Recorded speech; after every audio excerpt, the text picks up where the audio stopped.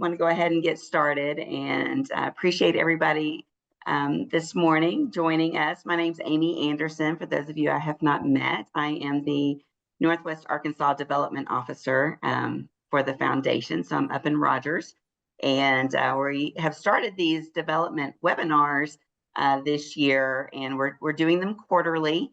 And so we're trying to do sessions that are helpful for clergy and laity and nonprofits in the community. So, our next one is going to be in August, and we're always open to ideas and suggestions of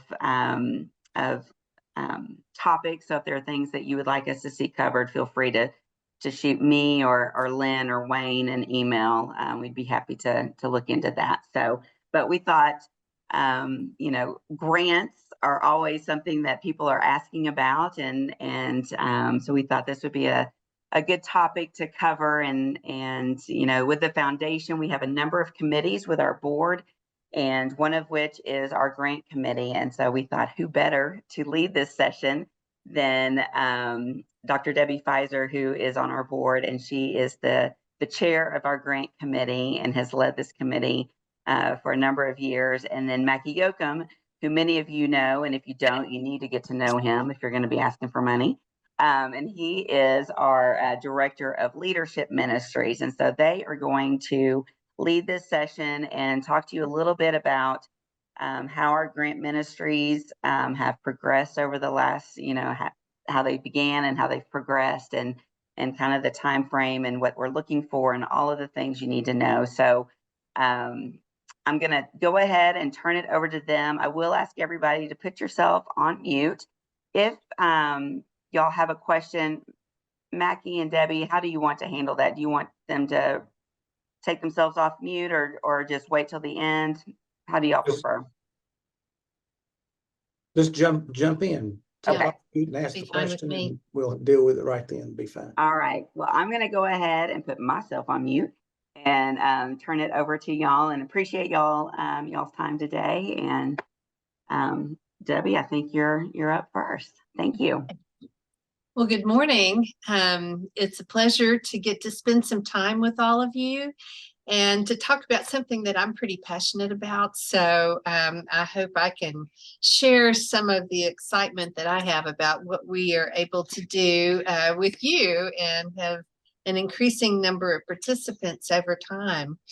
The first thing I want to talk about this morning is just how the sausage is made a little bit. I had to talk about the committee and how it works. So our grants committee is made up all of board members, and these are people who perhaps have expressed an interest in wanting to work in the grants area, but they're all chosen and appointed via the executive committee after discussion there. There is a mixture of laity and clergy on the committee. It's not by design, but it just has worked out that way, that it's pretty well balanced at the moment. And so we have a broad view of what ministry is like in Arkansas based on the input of those people from various viewpoints. And the people that are on that then pretty much stay on that committee while they're on the board. So the nice thing about that is it develops some history, and people begin to see what previous decisions and precedents are, and how they have influenced decisions about grants, and how we may morph and need to change over time to accommodate new ideas and new ways of thinking as we move forward. We do meet every month. It's on the second Thursday morning, and so we generally have some homework to do before we come into the meeting, because we'll have a list of 8 or 10 or 15 grants to review before we come in. And I think that the work that the committee does in reviewing those against some of our criteria is really phenomenal. I'm very impressed with the diligence that folks have put into it. We have, well, let's just talk a little bit first about our the history of our grant awards. And Kathy, if you could show the graph from the website. Okay, this shows the last 8 years of our grants that we have awarded. And as you can see, the first 4 years from 2016 to 19, we awarded on average 37 or 38 grants a year, and the average total of the awards was over $850,000 on average. Then you look at the next 4 years and you see that it's gone up, where we have between 2020 and 2023 awarded an average of 100 awards a year, and the total amount awarded has been a little over $1.5 million each year on average. So a significant increase, and this has been due to the fact that our funding for the grants committee has increased in several ways based on carryover that the finance committee has decided to give to the grants committee for awards, and also our Bishops Club income. So with all of those things, we've been able to do more and have been able to expand a little bit how we are thinking about our grant awards. If you look at our guiding principles, and that's another one to share with you on the screen, I will first tell you that we have a mission statement, and our mission statement is to strengthen and expand the relevance of the United Methodist Church in Arkansas by providing financial support for innovative and creative ministries. So that hits several of the high points that then are fleshed out in our guiding principles. These are also on our website if you need to look at them again for reference, but I want to go over some of those now. The first one is that we fund programs and ministries which address our priorities. So Mackie will be talking about the priorities in a few minutes, so you'll get to see what all those categories are. And so we assign each of the grant applications to a certain category to decide, does it fit our priorities or not? Then we also look at the scope of the project and are particularly interested in funding projects in Arkansas. That's not to say we have not funded any outside of Arkansas. We have, but generally they're almost all in Arkansas. Then we like to make substantial commitments with the potential for widespread impact. So rather than just nickeling and diming things that we might look back a year from now and say, well, that was nice, but it didn't really change anything. Our preference is to fund transformative ideas and things that will make a difference on a wider scale. So we really look for grants that have collaborative partners in the community, with other churches. And these are particularly of interest because we feel like it will have a wider impact. And as we'll talk more about in a minute, more likely to be sustained and or replicated elsewhere. The third principle that we think about is that we don't want to be the perpetual funder of any ongoing program, organization, or ministry. So what that means is, we would be much more interested in a startup program, something where you need certain things to get the program up and going. But in order to continue it, you're going to have a plan in mind for how you will keep it going. And this can be difficult, and it can be tempting for organizations to come back and want, well, you funded us last year. Okay, so it was good. Let's give us some more money this year. But we would be used up in just a matter of months if we did that, and we would just be a perpetual funder of a few things. What we would much rather do is to help other groups get started and be able to then find their path for ongoing funding with community resources and that sort of thing. And there's just an infinite variety of ways to do that various organizations have identified. So we really don't want to be the way that things keep going. And so that would be kind of a mark against funding a particular grant application. We also look for activities that may enrich multiple congregations or communities.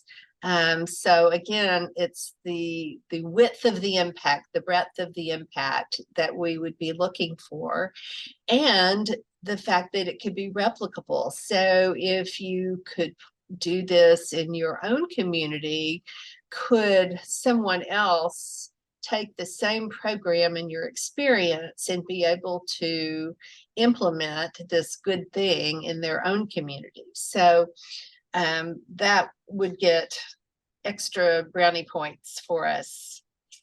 And so it would be rare for us to fund an application from a single individual or from just a single congregation that had no partners and no, broader spread than that, just so you'll know. So your friends and other congregations are going to be quite helpful in moving this forward.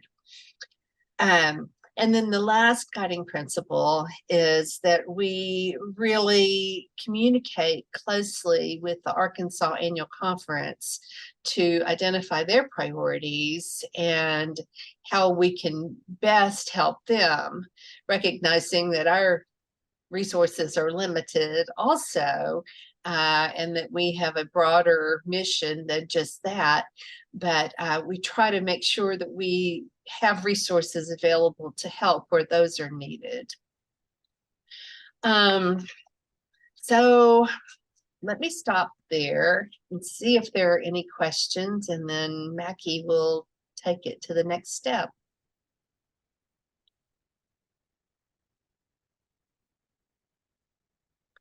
Okay, Mackie, I think you're on.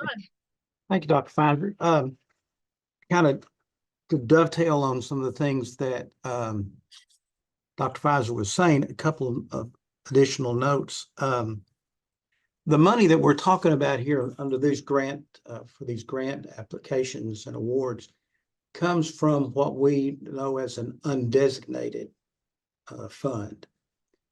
Over the years, there have been people who have given money and endowments to the foundation, and they have said, as those individual accounts are set up and individual endowments, they've just said the interest that this produces, we're going to leave for the foundation to administer. And so with those funds, we are able to do grants like this through our grant application program. I say that because we make other kinds of grant awards. For instance, you may be aware of the Seminary Scholarship Fund that we do. That's a separate function that comes from separate funds. We have the undesignated, which can be used in this area, but then we have other funds that are more specific, like the Seminary Scholarship. You might be aware that we have a fund for clergy growth and renewal, and those are separate functions. They're handled by committees within the foundation, which ultimately answer to the grant committee, but they're separate functions. So I want you to be aware of that. And then when we, as Dr. Pfizer was referring to the growth or the graph that showed expenditures from the undesignated money, you'll see where it started, and then it's kind of grown fairly consistently over the last 6 years. In 2016, the grant committee at that time met twice a year, and maybe making less than 5 grants a year. It was not very complicated. It didn't have a deal of reach to it. And so as funds began to accumulate, one of the things that the foundation through its board said, we need to kind of figure out the best way to do this grant work, to make our resources, be a good steward of them, and make it go as far as possible. So the grant committee was empowered to kind of rethink how we were making grants at that time. I came on board, and my first responsibility was grant administrator. And so we've kind of developed this over the last several years. And each year it's becoming broader, which has required us to rethink how we do things in the moment. And so we've made some changes over the years. Dr. Pfizer alluded to the fact that, we now meet every month. Well, we'll have anywhere from 5 to 10 applications to review per month. And so we're growing with it. The way I've tried to share it with the board is each year the grant committee is maturing in its work and trying to be as effective with our resources as possible. 3 years ago, one of the things that the grant committee did over a period of time in a retreat said, we need to be specific about targeting our passions for ministry in the Arkansas Annual Conference. So at that time, they developed a list of priorities of how undesignated money, $1.5 to $2 million a year, could possibly be spent through the application process. I think when it first started, there were 8, then it became 10, and now we've in the last year we've added one and made 11. And I kind of want to walk through those with you now and see. One of the things that we require of any church or organization or institution applying for funds is to make a case for their grant application according to the priorities.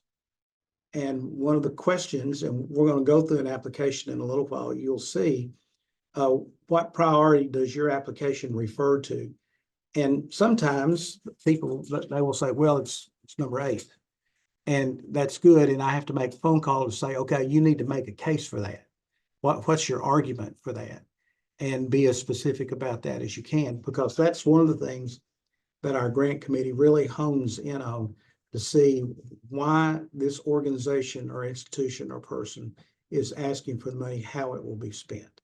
So, and the priority issue is one of the major things that the grant committee will look at.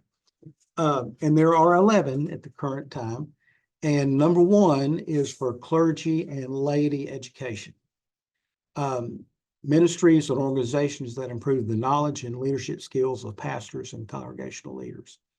And we see that a lot of places.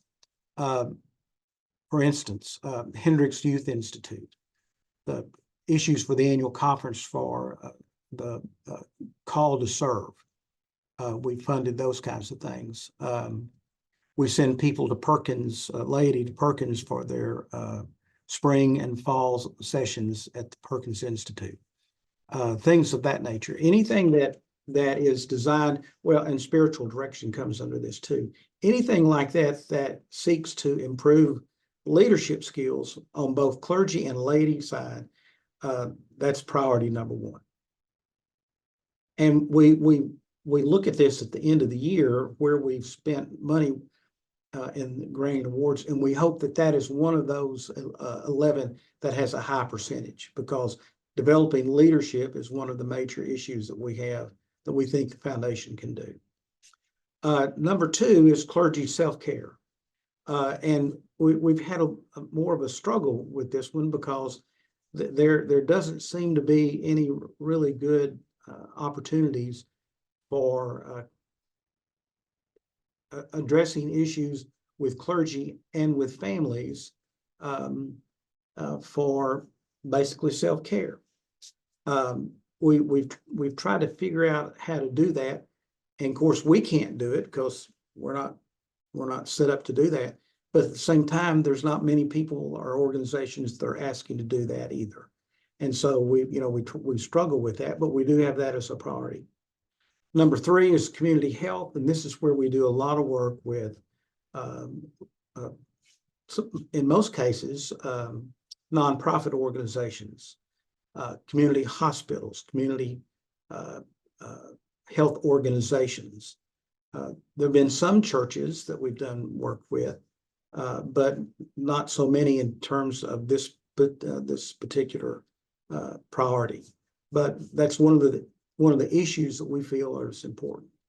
Number four is diversity, and that is racial diversity, but also things like different beliefs and backgrounds, race relations, gender, and theology.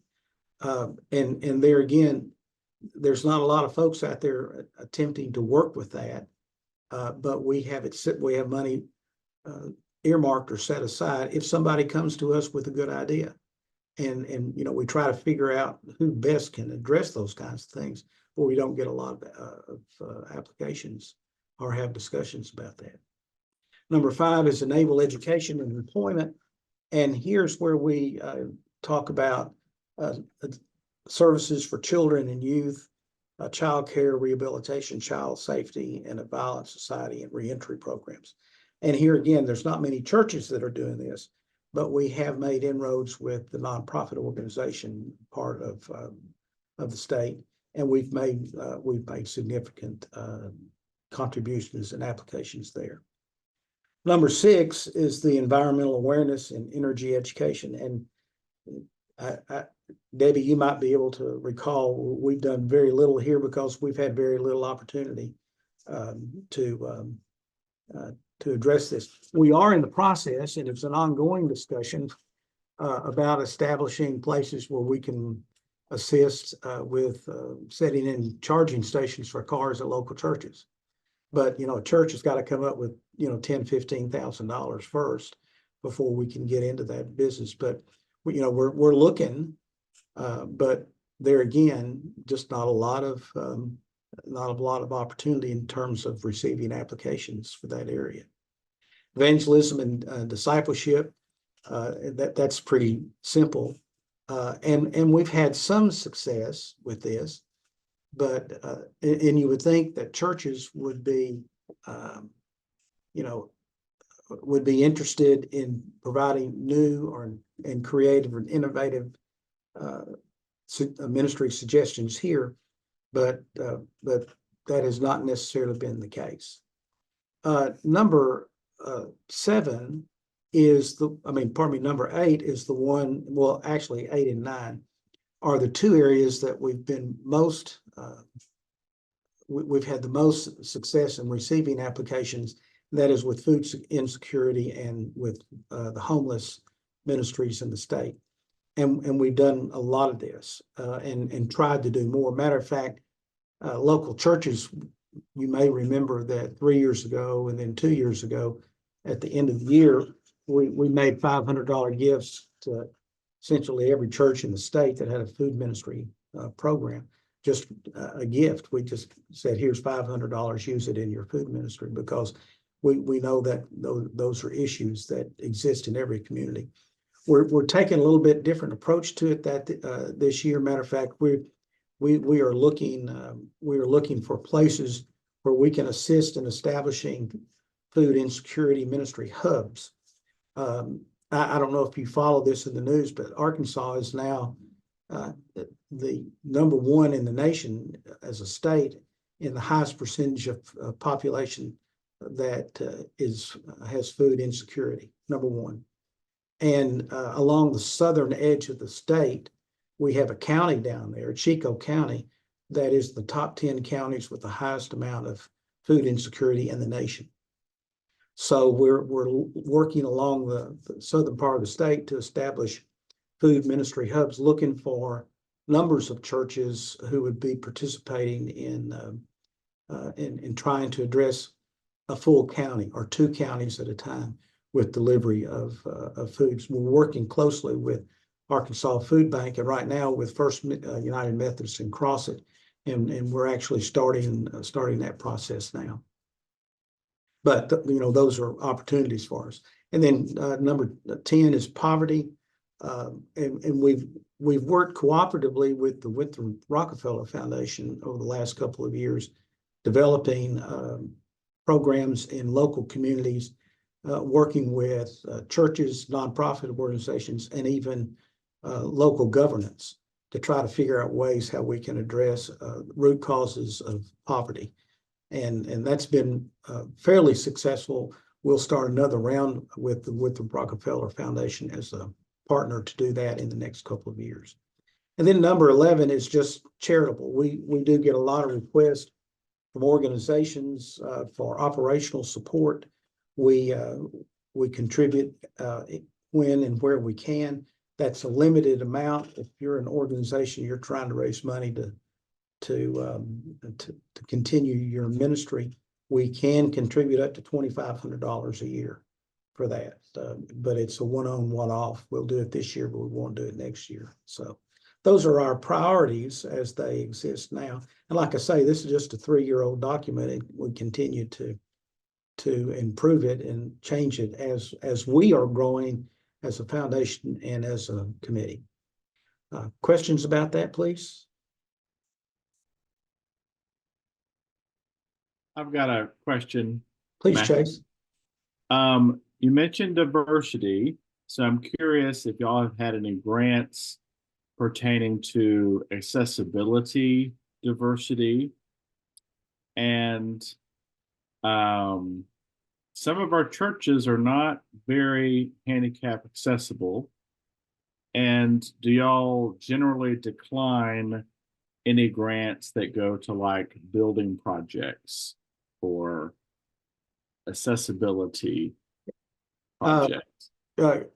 Good question. And in response, Debbie, you can help me with this. I don't remember a grant application for accessibility over the last several years.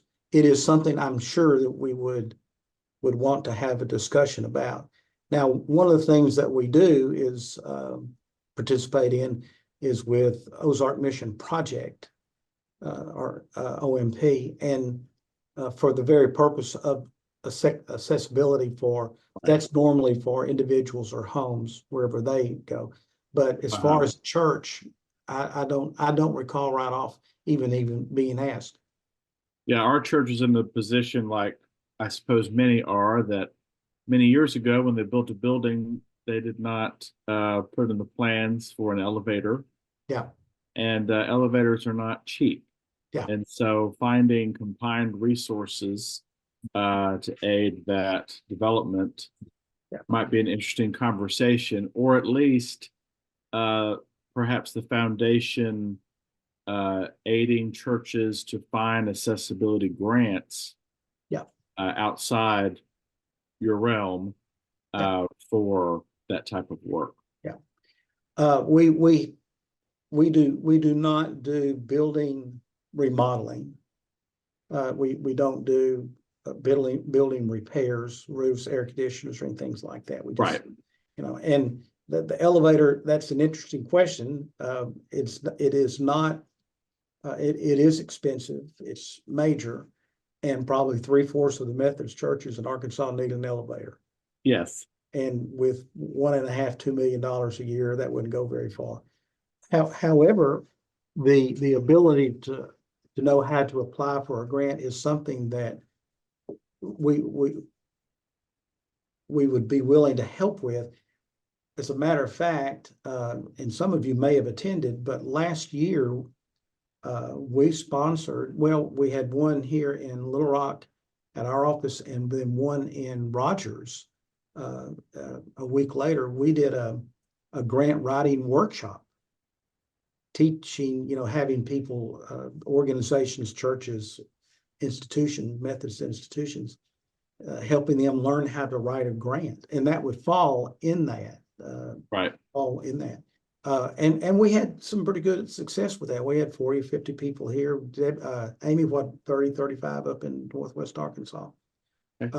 But that's the greater, that's the greater opportunity for that kind of effort. Right. Good Thank question, you. though. Appreciate it. Yeah. Other questions?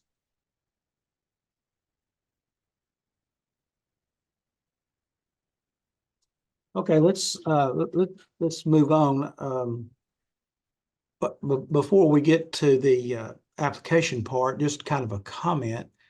As I said, as a committee, we're sort of maturing in our work, and we're learning in a way as we go. And so there are some things that we've had to grapple with in terms of awards for ministry programs as well as educational experiences. We've developed a policy that basically says, let me pull them up here. And this one is within the last 2 months. We are getting a large number of grants from nonprofit organizations that are not connected really to any church, but do strong community work that really fits with our priorities. Matter of fact, we were looking at a couple of applications last month that had strong reference to 5 of our 11 priorities. The only problem is we're getting so many nonprofit organizations, and our first wish would be that we were dealing with United Methodist churches and organizations. So one of the things that we've decided to do, like a lot of other foundations, is we've had to put nonprofit applications over in a different bucket. And so we've developed a policy that basically says we're going to look at nonprofits twice a year, applications twice a year, whereas we're looking at United Methodist applications every month. And they are not cheap or low cost applications. They usually start around 25, 30,000, and we had 1 or 2 this year that were better than $250,000. So we want to honor their request as best we can, but not the first time around. So we've developed a policy that basically says we will review your application in July after the first 6 months, and then in December after the second 6 months. And they're doing really good work. I mean, and these are people that you probably know. But our first desire is to try to address the United Methodist communities in the state. So we learned from that. 1 month we had 1 application from the annual conference, 1 application from a local church, and 17 applications from nonprofits. So you can kind of see that was kind of a little bit overwhelming. So we tried to make that change. We've also made changes in our scholarship assistance for certification and continuing education programs. For clergy, particularly, at one time we were able to cover expenses for clergy who were going to continuing education projects, spiritual development, things of that nature, some spiritual certification programs. at 100%. We can't do that any longer. The funds are limited and the requests are really great. So we've had to reduce that to say we can only do 50% of that. And so, and we started that in August of last year. So we just have limited funds and there's a great need and we want to help as many people as we can. But we've learned we can't do what we've done in the past. So, just a couple of policies like that. You can go to the website. There are actually 4 that we developed in the last 12 months. All 4 of those are listed there on the website. They have to do with attendance to core and to new room conference. And the other has to do with sponsorships for organizations. And that was reference to that $2,500 sponsorship for organization fundraising. And those are laid out for you in pretty good detail on the website. Questions before we move to applications? Okay. And all of these are down. You can download these from the website. There are 3. If you go to our website, look at the tab across the top, you'll see it says ministries. And below that, it'll say grants. Click on that and you'll get a screen that has basically all this information we've gone through today, plus the applications. And there are 3 there that deal with this undesignated amount. First is an application for a local church. If a local church wants to apply for undesignated money for a particular program, the church has its own application there, and it's 2 pages in length.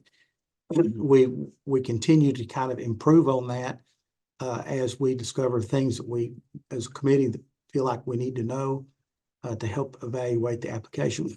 One of the first things up there, it says, please limit the total submission of your application to 12 pages. One of the things we've learned is that talking at length does not help make your case. I mean, we've had applications as many as 18 and 20 pages long, and it's not necessarily, that's not necessary, but 12 pages. And we've also had to say, if you make an application to the foundation, please do not try to lobby your application in front of the grant committee. That does not help. The committee pays very close attention to the application, and based on what you're able to provide, that helps and can make your case. So there's the application for a church. The second application that you find there is for a non-church. This is for nonprofits, and there again, it's 2 pages or a page and a half at length. The questions are put in a way that, as we read the explanations, and the way this works, the application has to come to me by the end of the month. I spend a week reviewing all those individually.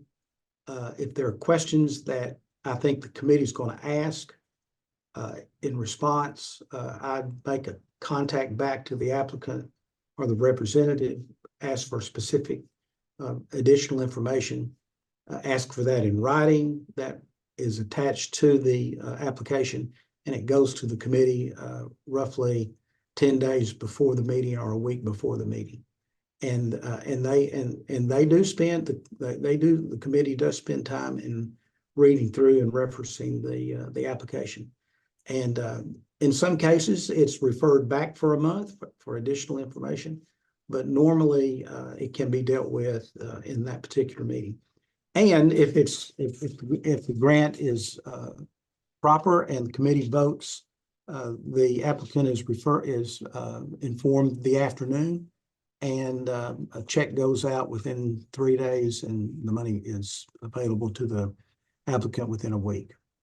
So you have the non-church. This is the nonprofit here, and interestingly enough, most of the nonprofit folks, they have their own grant writers, And so the applications that come in reference to this particular application is very specific and usually well-written and doesn't require a lot of a follow-up.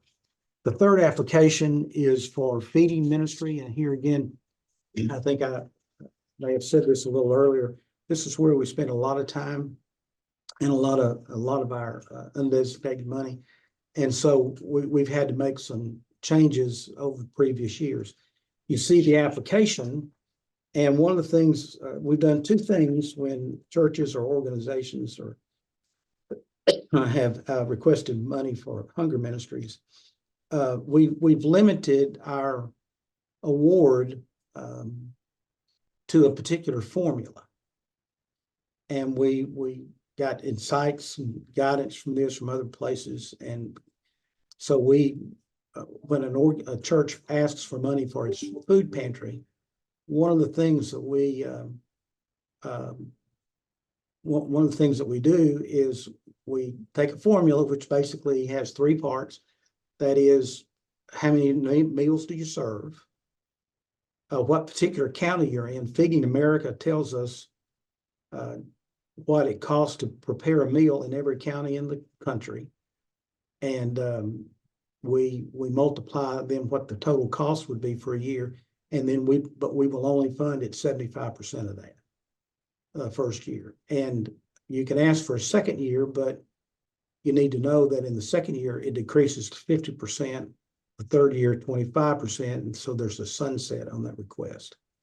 But we have found success with that thus far.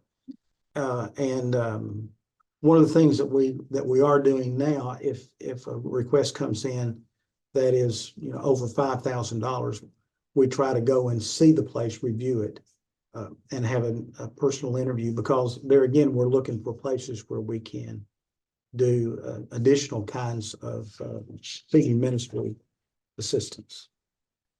So that's basically it. And questions now. This is Deborah Bell. I have a question. Please. As it refers to the grant committee, Yes. is there a grant committee for a local church and then a separate grant committee for a non-church or non-profit? Or are the committees all the same? So it's one committee handling all those requirements, all those applications. And so how or can a person express an interest to serve on the grant committee, or is that just staff? The grant committee is made up of members of the board of directors. Okay, just the board. Okay. Yes, and they are assigned when a person comes onto the board and is being elected to the board. There's a series of interviews. One of those questions we have three basic committees: human resources, finance, and grants. Of those three committees, which is most interesting to you and why? And then the executive committee will make that assignment. Okay. And then they serve. Normally, they serve on that same committee unless they desire to change. And we did have one of those this year. We had a person who chose to move from human resources over to grants, but they will serve on the grant committee for their tenure on the board. Okay. And the way our bylaws are set, the grant committee has to approve all grants. For instance, we make awards to the seminary scholars. We have a committee that does that interviewing and makes those recommendations, but they make that recommendation back to the grant committee, and the grant committee has to agree to fund the scholarship. That's kind of the way our bylaws are set up. Any expenditures for grants has to have the approval of the grant committee. I have one more question, if you don't mind. Please. So as it relates to the nonprofits who are receive funding, is it possible, or have you considered having them to work with a local church, a United Methodist Church, to ensure that those dollars in that community are somehow assisted or connected to a church in that community or location? Well, good, that's a good question, and that's one of the things that that the grant committee would look at. On the application, it asks, who are your, if you're a nonprofit, who are your partners? List out who your partners are. And if they are, that nonprofit is connected to a local church, that shows up, or it should show up, because that strengthens the case. But there again, our grant committee is, they're very knowledgeable. They are community connected. They understand the nonprofit sector. They're church connected. They understand the relationship between the church. And so, they're sophisticated in their conversations, and they ask good questions, and they don't make a decision about anything nonprofit or church related until they're comfortable that this is a wise use of our, they're being the best stewards that they can. But if it is a nonprofit connected to a local church, then yes, that strengthens the case. But that does not necessarily mean that that's a grant that's going to be awarded. Sure. Yeah, thank you. You bet. Thank you. Other questions?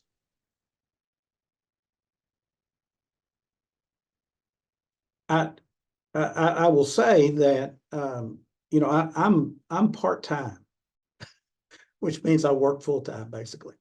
If I'm awake, I'm at work. You are free, and I would encourage you to call me or email me at any time you have any questions. And you can find me on the website there. Kathy, if you call in here, Kathy will be happy to give you my cell phone, and I'll be happy to answer any questions that you have. And Debbie and I work very closely together on the agenda for the grant committee. And if you have a particular issue or a question, we'll try to deal with it just as soon as we can, and get your case resolved, your application resolved.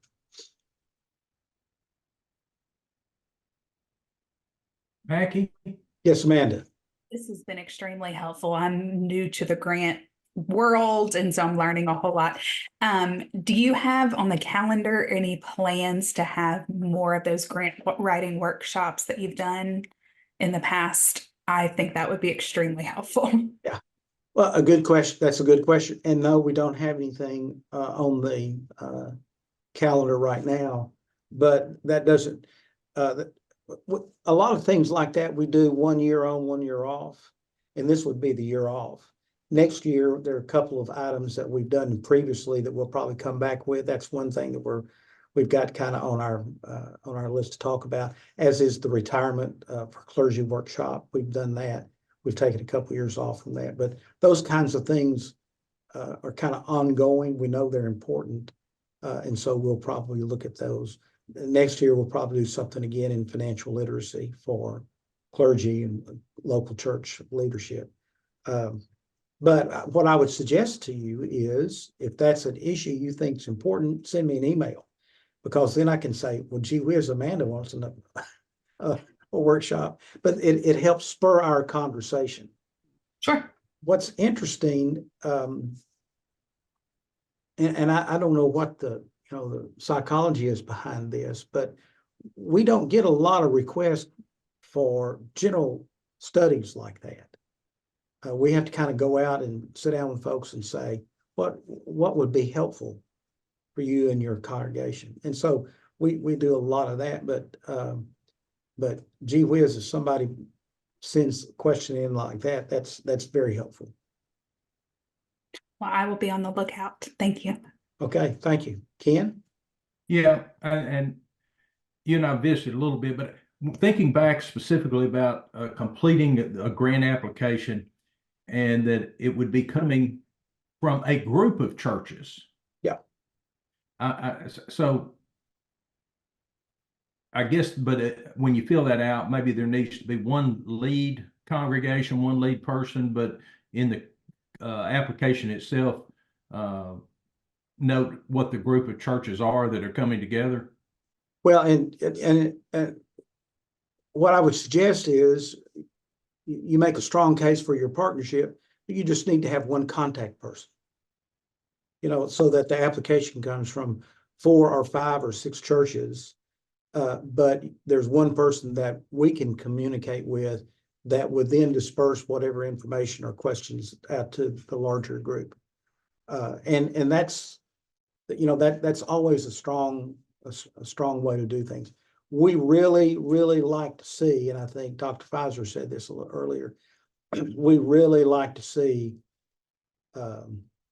widespread participation in the number of churches, the organizations as such.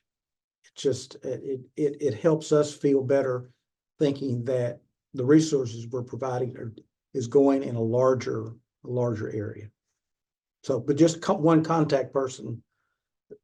For instance, the one I'm kind of thinking about, and last year we participated in Habitat for Humanity here in Pulaski County, and there were 3 funding churches, Pulaski Heights, well, 2 funding churches, St. James, Pulaski Heights, and us Foundation on thirds for the money, but there were 7 other churches that participated in the building process. But we just had one person that we had to talk to, and that was Ben Chrismon. And then Ben, he shared that information out to the other locations. So that it's more like a network with one place to send information. Helpful? Thank you. Other questions?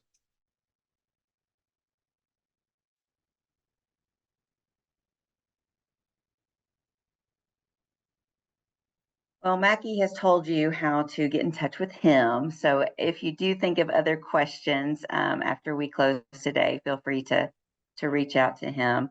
But do want to thank both Mackie and Dr. Pfizer for joining us today and visiting with y'all about the grant process, and encourage y'all to think about ways that we can partner with your churches and your communities and with our grant program. And as y'all think of those potential programs, if you have questions, as we mentioned, feel free to reach out to Mackie. And we would love to see those applications and work with y'all, and hopefully seeing those become a reality. As I mentioned at the beginning, we are starting these webinars and are doing them quarterly, and our next one is going to be August 1st. So be on the lookout for that. And we do have a list of sessions that we would like to cover, but as I mentioned, if there's anything that y'all would like to see or learn more about, feel free to let us know, and we will do our best to accommodate those requests. So just let me or Lynn know. But with that, I'm going to go ahead and say goodbye, as long as there's no other questions about anything.